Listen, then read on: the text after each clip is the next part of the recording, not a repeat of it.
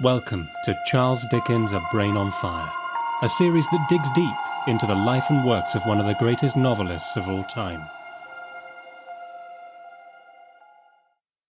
Hi everyone, today's guest is the brilliant Morgan Lloyd Malcolm, whose writing for stage and screen includes her pivotal play, Amelia, which won 3 Olivier Awards when it transferred from Shakespeare's Globe to the West End, and a soon-to-be-released adaptation of Josephine Hart's Damage for Moonage, Gaumont and Netflix. Morgan also works extensively with Clean Break, a feminist theatre company that engages and empowers women who have either experience of the criminal justice system or are at risk of entering it. Morgan has also written several pantomimes and Christmas shows for children. And somehow all of those elements of her work have been woven into her magical new adaptation of A Christmas Carol, which opens this week at the Rose Theatre, Kingston. And I was lucky enough to read an advance copy of her script and was bowled over by it. It is truly Dickensian, with huge moments of epic fantasy, singing and dancing, mingled with touching, intimate scenes that you might expect to see in a studio space that look deep into Scrooge's childhood.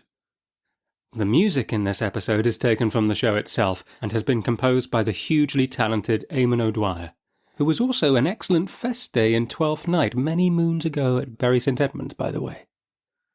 But, right now, the stage is dark, but for a large, glowing clock face. The names of Scrooge and Marley appear before melting into stars and a crescent moon, while the minute hands spin like a Catherine wheel. It must be time to greet our guest. Morgan, hello. Welcome to Charles Dickens' A Brain on Fire. Hello. Thank you for having me. It's so nice to be here. Oh, it's so good to have you. I've been trying so hard to get you for this interview. I know. I'm sorry. It's been a busy time. A really exciting time because you have done a special version of A Christmas Carol that you're taking to the Rose Theatre, Kingston. And you very kindly sent me a script, which I've now read.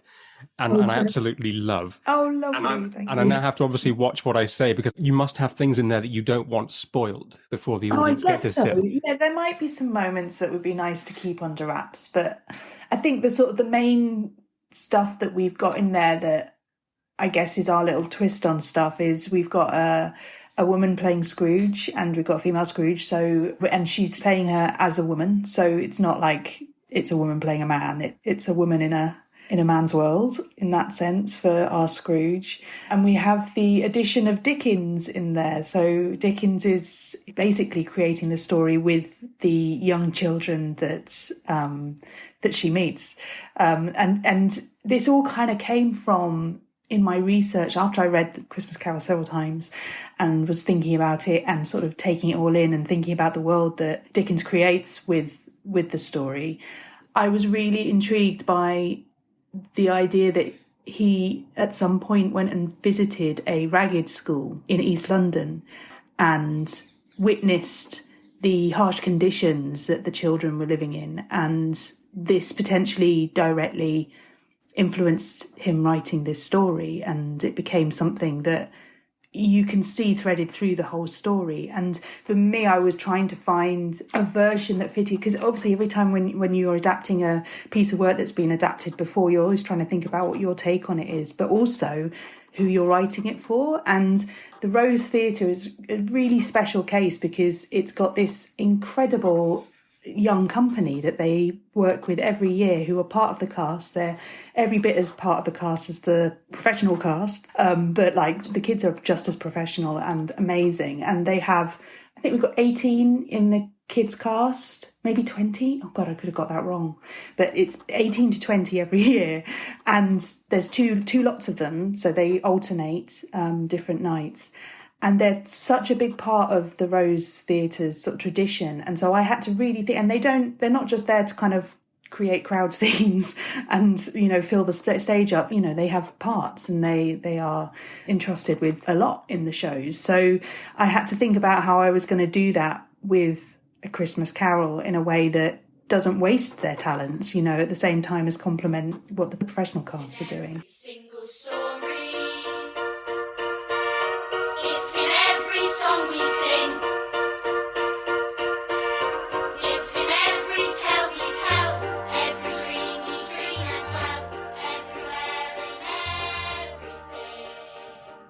kind of all just kind of fitted into place in my head in a really lovely way. It kind of made sense that we should set it in a ragged school, and that Dickens, I don't think this is spoiling anything, but essentially Dickens is this kind of magical creature who appears to them. They make a wish, and it's, because this is Christmas, like we're writing, it's a Christmas show, and it's about magic, and it's about story, and it's about ghosts. And around that sort of time in Victorian times, they loved telling ghost stories at Christmas. Like, it was so dark all the time and like spooky.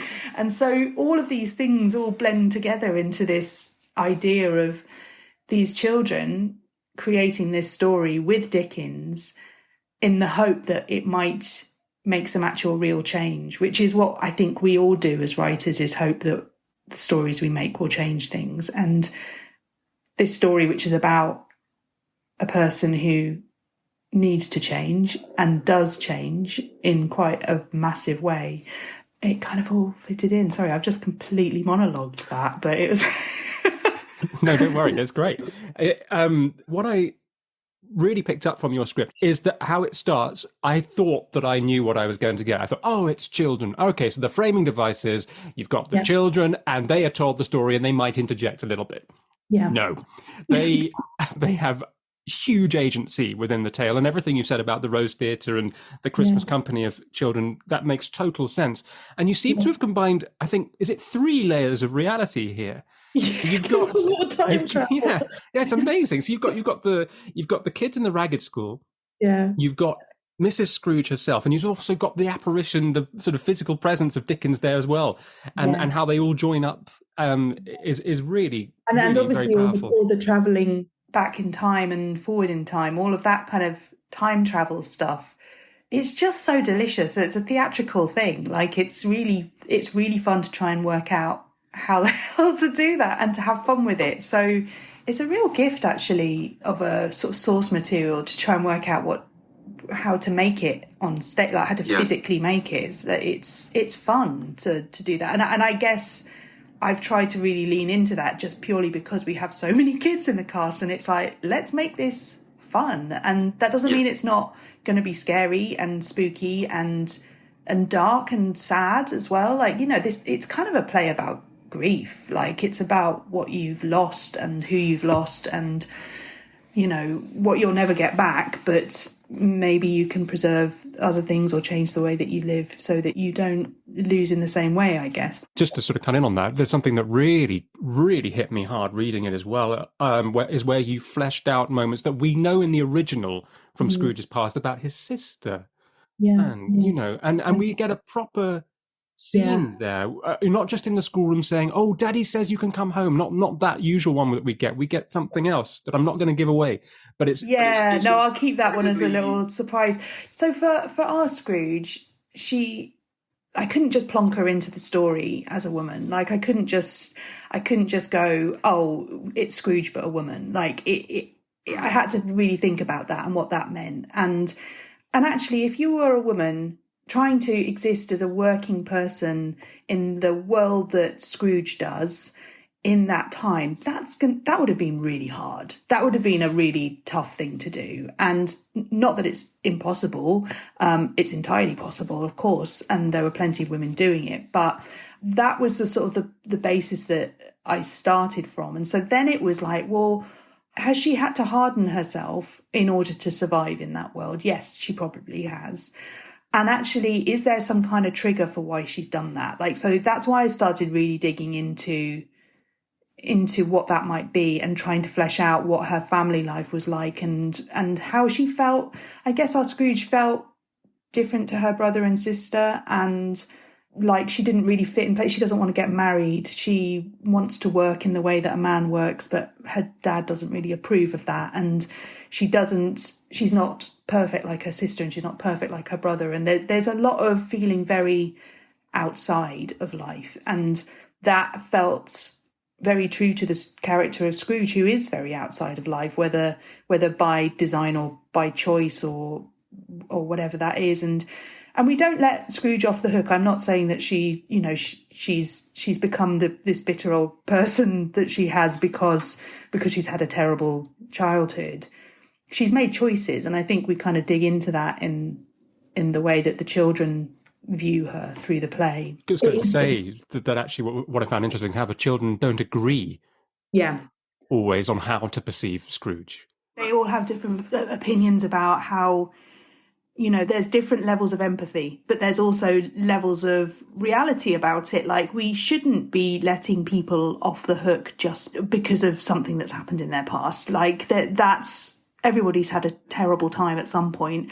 We don't all go around being awful to people. And that's kind of one of the points that one of the kids make at one point. You know, they've got terrible lives and they don't go around taking money from people and being horrible. You know, there are definitely choices that we make as human beings about the way that we approach things, but also there is a sort of a degree of empathy that one of the other children has that we also have to kind of blend into that to try and, I guess, because otherwise are we just going to end up in a circle of just punishing people for being terrible? You know, it's a really knotty nuance because, yeah, on the one hand, you look at this person, you go, why do we give them a second chance? They're horrible. They've done bad things and they should have known better. You know, why do they get a second chance and somebody else who's more deserving doesn't get a second chance? And I find it very hard to find an answer to that, to be honest. So we have to kind of deal with that all the way through. But at the same time, I guess the counter to that is that human beings are really complicated and we are a mixture of so many different inputs and impulses, and maybe second chances are going to help for everybody involved. Yeah, that's definitely the message of the original, isn't it? And I think reading it, it actually occurred to me also that in some ways a parallel with Amelia is interesting because in Amelia, the anger is to be nurtured and maintained and that fire generated and not let go. And anger is not, I think a line, I hate misquoting it back to you, but the idea of it not being a passing storm. But it's at the very core. Yeah. Whereas in this one, it's a case of, okay, well, in this situation, we have to go the other way. How did that sort of stack up for you? Because obviously Amelia was a huge experience for you, wasn't it? Yeah, I mean, it's amazing. I mean, it's interesting because I think in this instance, you can't sort of separate the fact that you're taking an original like source material that when people are coming to see a Christmas show, they're expecting a certain part, like a certain amount of it to be intact. and I completely respect that. I've done 2 Christmas shows and 4 pantomimes. And so I like before this, and I think the tradition of that and delivering as creatives, delivering stories that people are hoping for and expecting, and if that's the one show that you're taking your whole family to for the whole year, there's a certain something that you're hoping for, and I feel like that is to feel entertained, to feel uplifted, to feel moved, to have a really good time, to learn something a little bit, but mostly, you know, have a fun time with your family. So there's that part of making an adaptation of this play that I've kind of had in the back of my mind.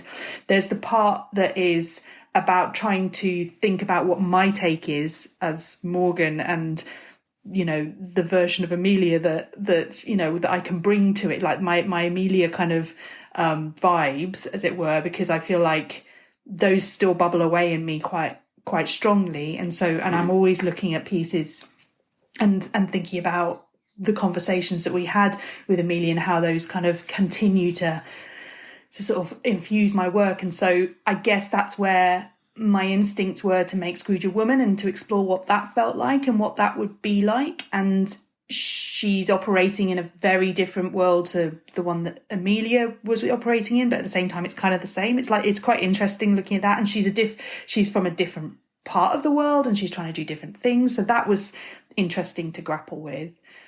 And then in the middle of that is also trying to make a show with all of these amazing kids that speaks to them in some way.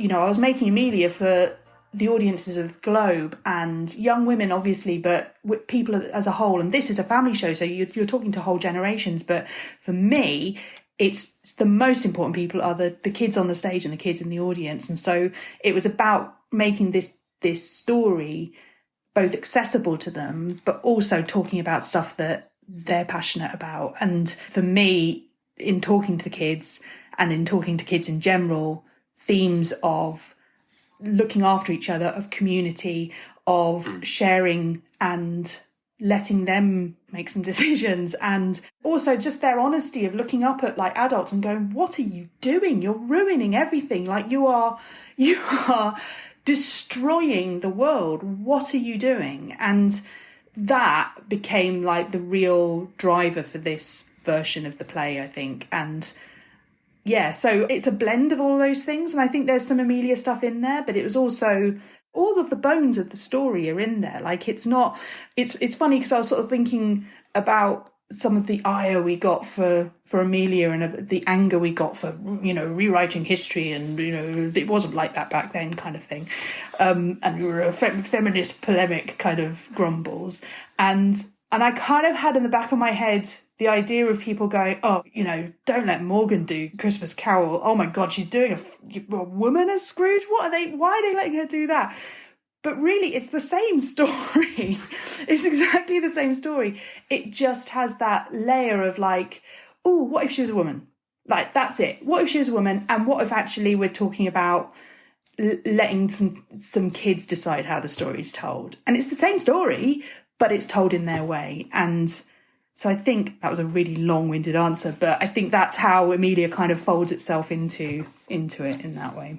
I think, and I don't mean this the way it sounds, but actually the fact that she's a woman becomes actually less and less important. She's just a person in a position of authority, not being decent and not helping the people she should help. And actually what I found very powerful is, really the parallels that can be made from the hungry 40s, as in the 1840s, with now. And there are some lines in there that are very, very strong that I can imagine. I can anticipate cheers coming from with anyone that's sort of worrying about heating their homes this Christmas because of certain decisions made by, energy companies. Yeah, and our government, and it's all there, and I think that's why everybody's doing Christmas Carol this year. Like literally everybody's doing Christmas Carol. Which is the other point. If everyone does a Christmas Carol where all they do is use Dickens's original text, it just wouldn't work, would it? And like you said, just sort of bringing it back to the woman Scrooge. The other thing is that women can be horrible as well. Like it's funny because it's that sort of thing of like.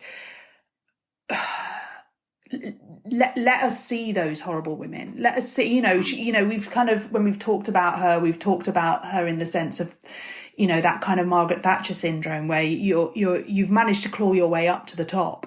But you're doing that at the expense of a lot. And you're doing that in a way that isn't going to benefit your fellow women and isn't going to benefit your fellow man. And a lot of women do this. I know a lot of women, particularly in the theatre industry, actually, who have, managed to stomp all over people to get to the top and are not pulling other people back up behind them. And it is this sense that I've worked really hard to get here, so why should you have what I've got? And I've had to work harder because I'm a woman, so why should you have it any different? And I've literally had those kinds of conversations with women. So that kind of person is sort of infused into this version of Scrooge, of this like grabbing at whatever you can get. And I get it because it's hard, because the odds are stacked against you.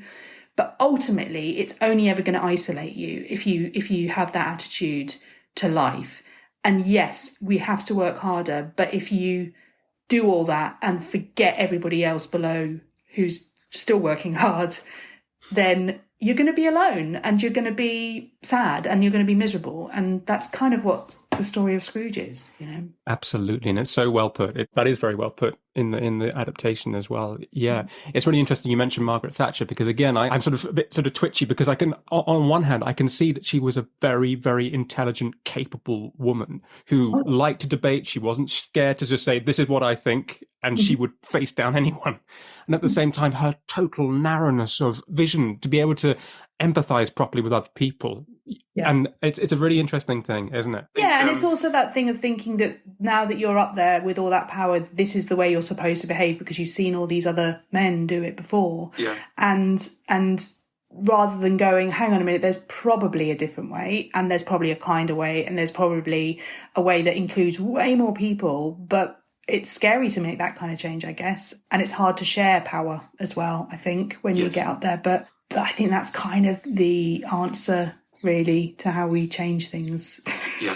This is a bigger conversation. It's Banging on. Yes.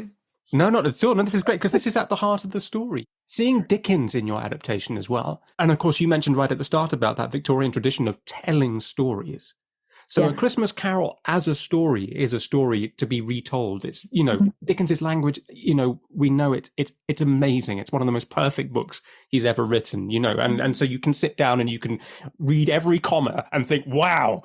But at the same time, gathering together as a group and telling the story in different ways, that's what he would have done, I think. And certainly that's what Victorians would have done. So it's absolutely on message in that sense as well. That really appealed to me, that idea of sitting around a candle and drawing everybody in and creating something in that moment. We've really gone into the magic of that and the possibilities of that. Well, I loved reading your stage directions as well, and I loved the sections, the magical sections where you sort of put in little comments like, this needs to be magical, by the way. This little moment. Don't know how you're going to do it. You got to fix. That's not my responsibility. And another moment when you talk about, I think where Scrooge is falling. Rosie and Frankie, who's designing, Frankie Bradshaw is designing it, and Rosie Jones, who's directing, are just fantastic. And they've literally just taken it with both hands and just run with all of those moments. And the glorious thing about theatre is you can kind of do anything with like a ball of string and a bucket of water, or you can kind of make stuff happen out of nothing, which is lovely. And that's they've really lent into the idea of it being the kids and the ragged school and what they're going to create with what they've got around them and stuff. So it's really fun. And Rosie is doing incredible work in the rehearsal room because it's a huge show, really, with 5 professional cast and then 18 young company times 2. What she's having to wrangle in the room is amazing, and she's making some real magic.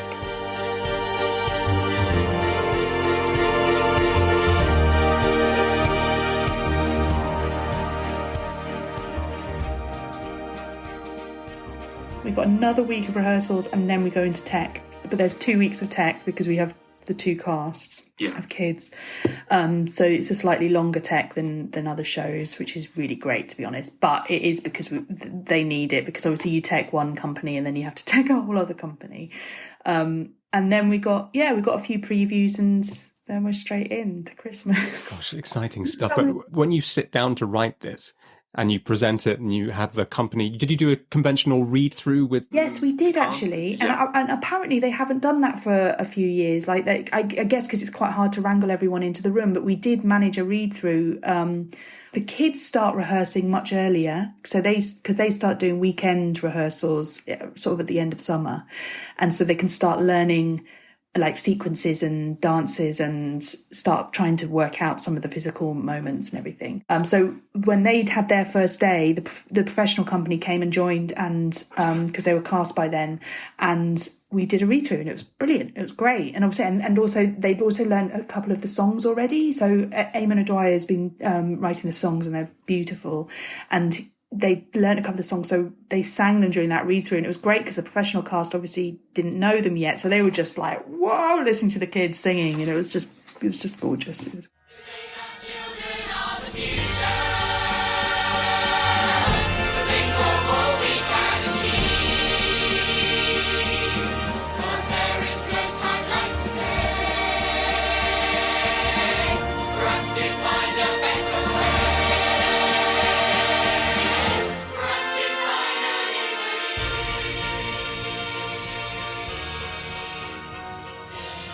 Yeah, that's amazing. I mean, coming in as an actor with the kids already prepared like that, you must have coming in on a cloud, feeling like, gosh, you can already see this working. When you get through you ever read through sometimes you think, how on earth do we get from this point to there in such a short space of time? But that's... Yeah, no, I think it was really galvanizing for them. But in terms of you being there as the writer, I ask all writers this. How easy is it to let go of what you've written, and once you've handed it over, do you sit there sometimes flinching, thinking, oh no, if only they said it like this, but it's not my place to say? Or what kind of relationship do you have in this company in terms of input? And do you know what? I think I must have been really lucky with all the directors I've worked with. They've all been amazing. So there's quite a lot of work that goes into the conversations before you start rehearsal. So generally, if I'm in rehearsals, I'm on the same page as the director usually. And if at any point I'm feeling like something's not being understood or whatever, then it's usually just a really quick conversation, or me just going, actually, it's this. And it's I mean, that's the lovely thing about new writing, is that everybody's kind of ready and willing to change stuff. And I'm the same. Like, I'm not the sort of writer that's like, here is the rehearsal draft, do not change a single full stop. Like, I'm kind of the opposite of that, actually. I'm kind of, obviously I do have my hard lines. Like, there will be moments where I'm like, no, this needs to be what it is, because this is fundamental to the through line, or this is really important for this character or whatever. And usually then, if that is sticking, or if somebody's not really getting that, then that will become a longer conversation. But it's never tricky, I don't think. But generally, I'm often changing stuff in the room. They're often giving offers or asking for something, like, they're like, this line's a bit too long. I need, it's filling this space too much, or I need a bit longer because I need to get across the stage. It's a bigger stage than we thought, or whatever. And so I can do all that in the room. And that's what I love. I love about making theatre is being part of that process and making myself available if I can for those moments. Like, I'm not always in the rehearsal room, and actually this week, because I've not been very well, I've not been in at all, and it's been quite hard, because I know that they could have done with me in the room in certain moments where they've been sort of working through some sticky bits that weren't quite working with staging and all sorts of stuff. And often I can be quite helpful in that sense, because I can go, oh yeah, cut that line, you don't need that. Or, oh, I can add a line, if you need another line, or we can tweak that, that's fine. And I think having a writer there who can do that in the moment just makes things move a lot quicker. And also just as a writer, this is the best bit. This is so lovely. You've written the script and it's basically there. There's probably rewrites to do, but generally it's there. You get to sit in a room and be part of the fun stuff. Like, actually sitting in a room on your own writing the script is not the fun bit. Like, I'm not the sort of writer that enjoys that, and I don't know many writers who do. Like, you obviously, like, it's that classic line of, I don't enjoy writing, I enjoy having written. And it's true, like, you get to that point where you got, okay, we've got a script, great, let's get it in a room with some actors. That's the bit I love. And that kind of knotty, oh, this isn't working, oh, hang on, no, it was working, why did we change it, okay, bring it back, all that kind of stuff is so fun. And that's why I love doing theatre, is for that bit. And how scary is it writing? Because a friend of mine, he's an actor friend of mine, but he wrote a play and it was on at the Trafalgar Studios. And he said that the opening night of his play, he was more nervous than he has been in his entire life. And he assumed that writing this, he would have felt, I'll be in the background. I don't need to worry. It's not my responsibility. I don't have to remember anything. I don't have to. But he was literally in pieces. Oh, it's awful. Yeah, no, it's awful because you're completely out of control. It's like being in the back of a car with somebody driving and they are going at 100 miles an hour and they can do it, but you're still going at 100 miles an hour and anything could happen. Like, that's the worst feeling, is being sat and knowing that you can't, if something goes wrong or if something's not playing right, you can't stand up and go, it's actually, you can't do anything. And actually, I've got a few friends I've got a director friend in particular and another writer friend who don't watch press nights. They sit in the bar and have a drink because it's too stressful. Because at that point, you've stopped changing things anyway. There's nothing you can do. So why put yourself through it? And I totally get it. I mean, I love watching press nights just because I just want to be there for the cast, and I just want to enjoy that moment, whether it goes wrong or not. But it is so terrifying, and it's still terrifying. I find it excruciating every time. It doesn't get any easier. Because all the things that can go wrong, and you've been watching the dress run, which has probably gone wrong, and you've been watching all the previews where things have been reworked and changed, and you know that they're flying by the seat of their pants, and you want to give them more time, but you don't have time. But invariably, the audience and the moment means that things happen great. And I've never had a press night that, obviously things have gone wrong, but it's never mattered. Like, it's just been, it's what it needed to be in that moment. And of course, mistakes that happen can suddenly bring the show alive. You think, oh, I'm so glad you smashed that, because then suddenly that scene was the best it's ever been. Keep it. Let's do that every night. Every night, yeah. Were you there? Because I was there, right by the stage, on the first preview of Amelia, the first time it had ever been up before an audience. Where were you? Because I don't think I saw you. I was in one of the galleries, the lower gallery, with Nicole, Charles, the director. Like, we were just holding on to each other the whole way through. And that's still my favourite performance of the show ever, because it was the performance where we realised what we had, and we'd had the hardest week because we didn't have enough time to rehearse, to be honest. We didn't have enough time to tech. We'd done a dress run which was just a disaster in the rain. Like, it had been pouring with rain for the dress run. We've got some gorgeous photos of that, to be honest, but it was just awful. And we'd all done that thing, which you probably know, where everybody had forgotten it was funny, forgotten like the moments where it's powerful, forgotten all the bits that we were excited about doing in the rehearsal room on the first week. Like, we'd just forgotten everything. And also, we'd forgotten that it was a play written for that space, which means you write for the fact that there is an audience that you can see and who are going to interact with you. The audience were the missing trick, basically. Yeah. And as soon as we got it on that stage, and obviously, the thing is, it was still way too long. There were still things that went wrong, but there was something that happened that we all went, it was brilliant, because we all came off that stage. I was in floods of tears. I went running around to go backstage to go and see the cast, bumped into Michelle Terry, who was also in floods of tears. We had this massive hug. We were like, oh my God, oh my God, oh my God. I ran backstage to the cast. They were just in pieces. Like, everybody was just like on cloud 9, because it was like, oh my God, we've got everything we hoped that we were trying to say. They were wanting to hear it, and they were wanting us to say it on that stage. And everything clicked into place. And I tell you what, the next day we had a note session before the next preview, and we had a little bit of rehearsal time, and I came in with 15 minutes worth of cuts, and it was the easiest note session we'd ever had in the whole process. There was zero resistance. Everybody was like, give me the cuts, give me the cuts. Everybody just wanted to make it the best it could possibly, because they knew that what it could do. And all of the sort of like the worry and the stress and the resistance that we'd had in the week building up to it, where everybody was just panicking, like, for good reason. We were all panicking because we didn't know what we had, and we didn't know whether it was just going to be a bit of a, damp squib or whatever. That was all gone, and we just enjoyed making it at that point, and it was amazing. Yeah, it was one of the most extraordinary things I've ever experienced in any theatre, but particularly you were there on that night. That was Me too.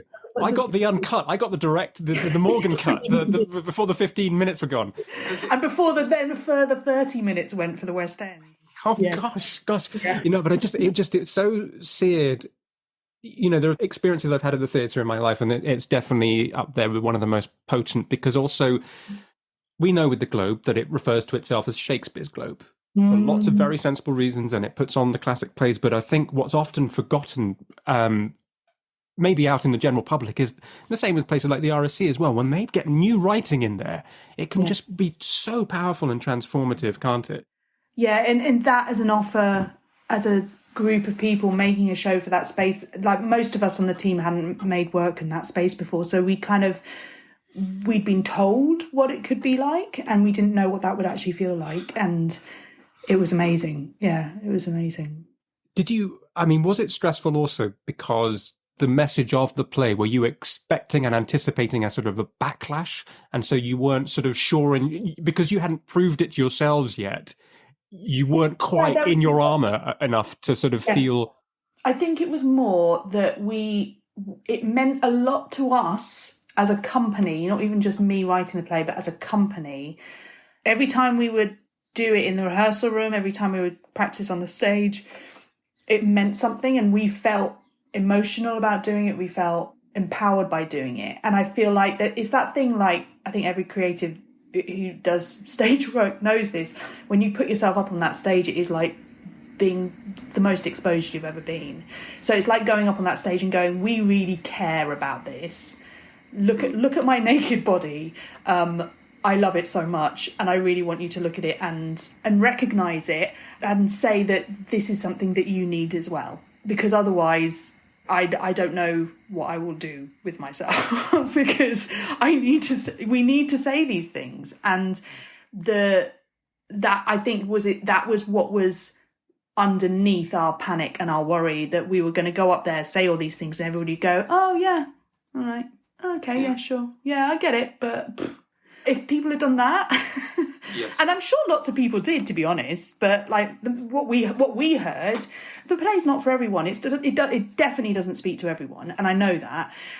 But the people that it does speak to, and the people that did vocally or non-vocally like express their agreement and their need for it and their want for it, those were the people we made that show for. And so just getting the response on that preview, when we just got this roar from the crowd, and they were all the way through as well. I think it was when, I've got to try and remember now, there was a moment in the first act where someone shouted out, yeah, I think it was maybe Amelia talking in the crowd before she goes up on stage in the Globe or something. But there was a moment where the audience, it was just one person in the audience was like, yes, in response to something. And I just remember grabbing Nicole and going, oh, okay, we might be all right. Because it was, I don't often feel like shouting out in a theatre. Who does? Like we've got so much weird theatre etiquette that we stay quiet and we watch the show. And so to have an effect on somebody that makes them want to agree loudly in a crowd of 1,000 people, that was pretty amazing. And so when that built into the reception we got at the end, it was so affirming. I mean, it was so affirming. It made us go, oh, okay, we're saying stuff that people want to hear, and that's why we do this, isn't it? Yeah. And how over the years, I mean, how's the reaction to the play been from men to you? How have they taken it? Do you know what? It's obviously, again, lots of men who really don't like it, but loads of men who do, and loads of men who really see themselves in it and really relate to Amelia. And, it's not only a female struggle, and that's kind of the point, really. It's an everybody struggle. It's whoever is not in the ruling party. It's whoever's not the people who have the most privilege. It's whoever those people are. If you see yourself in the struggle that Amelia has, I think it does relate. It's funny, there was a great show report in the West End version where it was talking about these two very old white guys who sat in the front row, and that everybody spotted them at the start and were like, oh dear, here we go. And they were the ones at the end sobbing, and they were up on their feet first, giving the standing ovation. And for whatever reason, they saw themselves in that story, and they needed it just as much as any of the women did. And that's kind of all you can ask for, really, isn't it? It's amazing, isn't it? It's so easy. And I know from acting that it's easy sometimes, on a matinee to misjudge the front row. I remember doing it. I remember we were in a show and there was a guy with his arms folded, scowling. He had a sort of scowling expression on his face. And got into the interview and go, what the f- is wrong with that guy? And then the end of the show, he came round and gave us all a hug and said, thank you so much. I loved every minute. You're like, what? What are you doing? Tell your face that. I think that brings us. That brings us neatly to A Christmas Carol again, doesn't it? Yeah. Because I think that thing again of just misunderstanding people. Because I love Scrooge. I think Scrooge is brilliant. Yeah. I know she, they go wrong, they go badly wrong, and they slip away, but they come back. And the fact that they're so clever and capable and brilliant, they just have to remember to bring other people with them. Yeah, I kind of see Scrooge as that, in that kind of like. Scrooge is kind of like hyper focused in one very, very part, like she has gone in so hard on the business side of life in a way to kind of like protect from all the sort of really tricky feelings about everything that's happened to them. And if they hyper focus on that one thing, they'll be fine. Like, it's kind of, but what they haven't really considered is the effect they're going to have on the rest of the world. And I guess part of that is not realizing that their effect is that big. If their life is within these four walls, doing these jobs and doing them to the T and doing them perfectly and making sure everybody sticks to the rules, if you're totally focused on that as your life, then of course you're not going to notice how you're harming other people, or how other people miss you, or how other people look at you in sympathy and kind of think, God, you must be lonely. Like, there's a lot to be said for that moment of going, I can't cope with the world out there, and I can't cope with what's happening or what has happened to me. I'm just going to focus on this one thing that I know I'm really good at.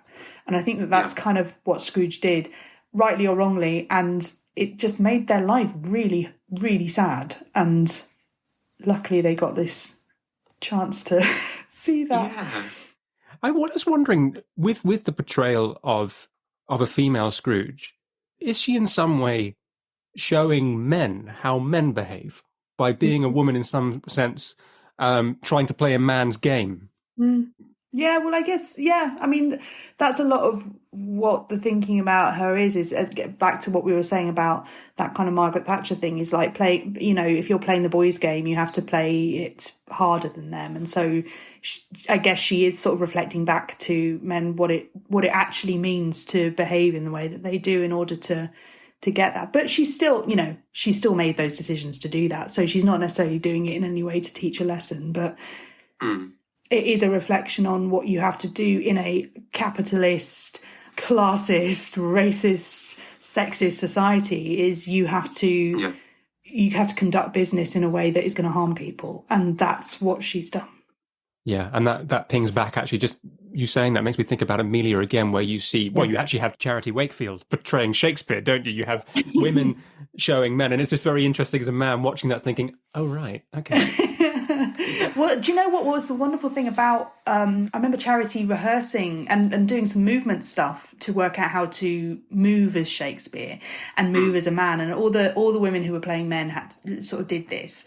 And I remember her saying one of the biggest realizations for her in how to move as a man physically was to take away all of your affectations and to basically be neutral.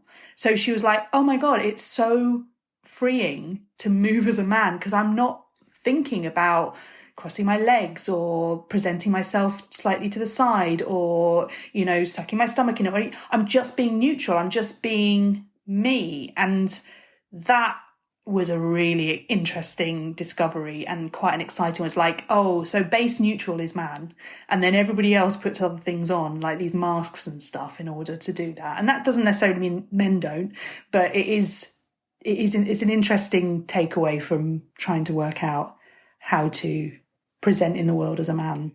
I just find it interesting when you do see all female or all male productions. I was in Propeller for a couple of years as well, and it's just very interesting when you see a man playing a woman, having to dress as a woman, and with all the sort of disadvantages you have with much lighter clothes, and if there's a kind of confrontation, and you see a man portraying a woman being sort of basically, and two actors kind of really throwing each other around the stage, it resonates in a very powerful way. It's just an interesting thing. And of course it goes right back to Shakespeare's time anyway. Yeah, and also like just gender as a construct, like gender and what we've kind of like as a society, what we've created for what a woman is supposed to be like and what a man is supposed to be like, and how restrictive that is for literally everyone. And that gender is a spectrum, and it is, what's interesting is like looking in Victorian times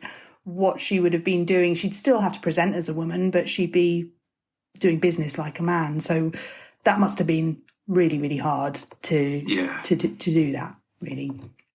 Well, I've not seen the dances. I've not seen the Three Ghosts. I've only read them. But it's an absolutely brilliant adaptation. It really, really is. And if I can come and see it, I will definitely do it. Well, yeah, let's make that happen, because I'd love you to see it. Thank you so much. And thanks for having me.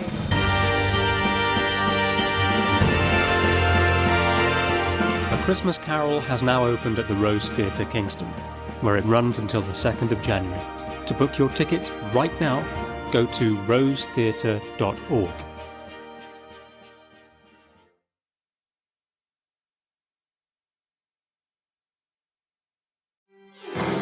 Thank you for listening to Charles Dickens' A Brain on Fire. If you're enjoying these episodes and would like to make a small donation towards the costs of producing them, please follow the link at the bottom of the description and you can make a donation there. Every coffee you buy makes a huge difference. Thank you ever so much, and see you next time.